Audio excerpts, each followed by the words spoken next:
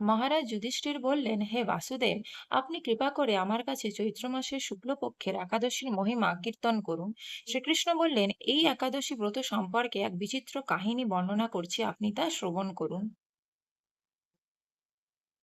পূর্বে মহর্ষি বশিষ্ঠ মহারাজ দিলীপকে বললেন, হে মহারাজ, চৈত্র মাসের শুক্লপক্ষের একাদশীর নাম কামদা। এই তিথি পাপনাশক ও পুণ্যদায়িনী। পূর্বকালে মনোরম নাগপুরে স্বর্ণনির্মিত গৃহে বিষধর নাগেরা বাস করত। তাদের রাজা ছিলেন পুণ্ডরীক। গন্ধর্ব, কিন্নর ও অপ্সরারা তার সেবা করতেন। সেই পুরী মধ্যে অপ্সরা শ্রেষ্ঠ ললিতা ও ললিত নামে গন্ধর্ব স্বামী স্ত্রী ঐশ্বর্যপূর্ণ এক গৃহে পরম সুখে বাস করত। একদিন পুণ্ডরীকের রাজসভায় ললিত একা গান করছিল। তখন তার ললিতার কথা হঠাৎ মনে পড়ল। তাই সঙ্গীতের স্বর, লয়, তাল, মানের বিপর্যয় ঘটল।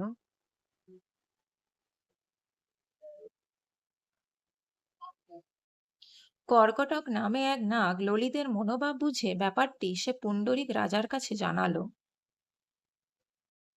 তা শুনে সর্পরাজ ক্রোধে ললিতকে বললেন, হে দুর্মতি, তুমি রাক্ষস হও বলে অভিশাপ দিলেন। তার হাত 10 যোজন বিস্তৃত, মুখ পর্বত গুহাতুল্য, চোখ প্রজ্বলিত আগুনের মতো, এক প্রকাণ্ড শরীর লাভ করলো সে। ললিতা মহা দুঃখে চিন্তায় ব্যাকুল হলেন। রাক্ষস ললিত দুর্গম বনে ভ্রমণ করতে লাগলো, কিন্তু ললিতা তার সঙ্গ ত্যাগ করলো না। ললিত নির্দয়ভাবে মানুষ ভক্ষণ করত। পতির সেই দুরাবস্থা দেখে ব্যথিত চিত্তে রোদন করতে করতে ললিতা বনে প্রবেশ করলো। একদিন ললিতা বিন্ধ্য পর্বতে ঋষি শৃঙ্গ মুনির আশ্রম দর্শন করে মুনির কাছে হাজির হলো।